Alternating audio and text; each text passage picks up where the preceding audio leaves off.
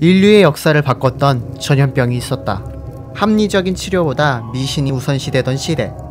검은 죽음, 흑사병. 중세시대에 남녀노소, 왕이건 거지건 모두가 평등하게 병에 걸렸다. 수많은 사상자가 발생했고 사회가 붕괴됐으며 중세시대가 붕괴되었다. 병 하나 때문에. 비싼 값을 치르며 그렇게 무지의 시대가 지나갔다. 시대는 변했고 의학의 시대가 열렸다. 위생은 개선되었고 보건에 대한 체계가 잡혀간다. 더 이상 말도 안 되는 미신을 믿는 시대가 아니었다.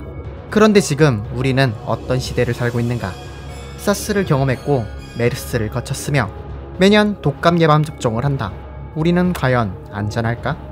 그래서 오늘 카벨이 준비한 이야기, 과거에 있었던 무서운 전염병의 이야기를 하려고 합니다.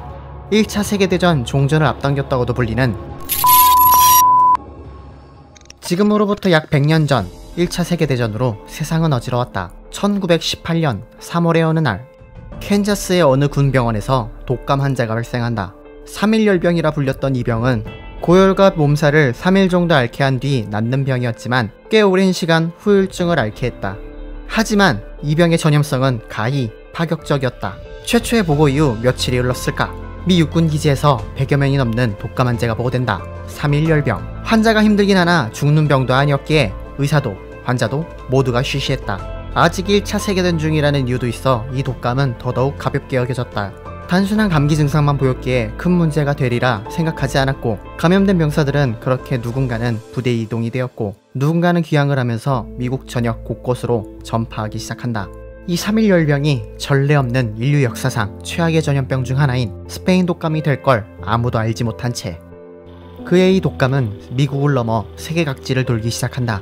전 세계에 독감이 유행하면서 수백만이 독감에 걸렸다. 프랑스도 상황이 그리 다르지 않았다. 프랑스에 진격하던 독일군도 그러했고 독일과 맞붙고 있던 영국군도 독감 환자들로 넘쳐났다. 하지만 당시 세상은 전쟁으로 인해 인력 부족에 시달렸다. 어디든 사람이 부족했고 심하게 아프지만 않는다면 사람들은 직장에 나갔고 장을 보러 나갔으며 일상생활을 계속했다. 전장에 있던 군인들의 상황은 더더욱 나빴다. 스트레스와 참호 생활로 인해 약해진免疫力으로 더 많은 환자들을 만들어갔다. 하지만 여기서 멈추지 않고 안이한 대처를 하게 된다. 병을 약하게 앓고 있던 병사는 그대로 남아 또 다른 환자를 만들어냈고, 심하게 앓던 환자는 별다른 대처와 조치 없이 많은 사람들이 타고 내리는 열차를 거쳐 야전병원으로 보내지면서 바이러스를 사람들에게 전파시켰다.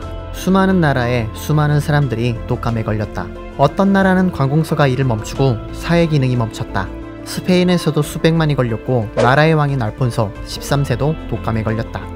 여러 유럽 국가들은 전시체제라는 사항에 정확한 보도를 할 수 없었지만 1차 대전에서 벗어나 있던 스페인만이 유럽을 강타한 독감에 대해 대대적인 보도를 하면서 이 독감은 스페인 독감으로 불려지게 되었다. 그리고 스페인 독감은 여름이 되면서 사라지는가 싶었다. 그러나 이 독감은 괴물이 되어갈 준비를 하고 있었을 뿐이었다. 여름이 지나고 가을이 되자 몸을 숨기고 있던 독감이 다시 고개를 들었다. 하지만 이번엔 전과는 확연히 다른 얼굴을 하고 있었다. 스페인 독감은 변종이 되어 사람의 목숨을 앗아가는 치명적인 병이 되어 있었다. 무지의 시대였던 중세도 아닌 당시 세계는 세균을 이해하고 있었고 공중보건에 대한 체제가 어느 정도 자리 잡고 있었다. 그러나 교통과 통신의 발전으로 사람들의 이주와 여행에 따라 독감은 전 세계로 다시 한번 퍼져나갔다. 그 뒤에 따라온 참상은 이로 말할 길이 없었다. 이것저것에서 사람들이 쓰러져 나갔고 쓰러진 사람들은 그대로 일어나지 못했다. 에스키모의 여러 마을들은 전염과 함께 지도에서 사라져버렸고 아침에 기침하던 사람이 저녁에 죽었다는 이야기도 들려왔다. 태평양의 사모아 섬에서는 인구의 90%가 감염되어 30%가 사망했다. 죽은 사람들을 묻어줄 건강한 사람들이 없었다. 모두가 감염되었다. 일제 밑에 고통받던 조선도 이 독감을 피할 수 없었다. 조선에서는 무원현 독감으로 불리며 약 742만의 감염자를 발생시켰다.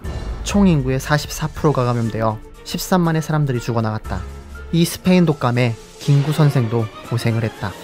당시 지구의 인구는 16억, 감염자는 약 6억 명, 사망자는 최소 2,500만에서 1억 명 정도.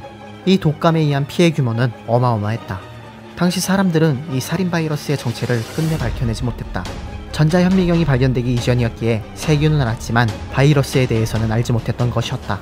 당연한 이야기지만 백신 따윈 존재하지 않았다. 만들 수도 없었다. 다행히도 겨울에 들어서면서 전염병이 사라졌다.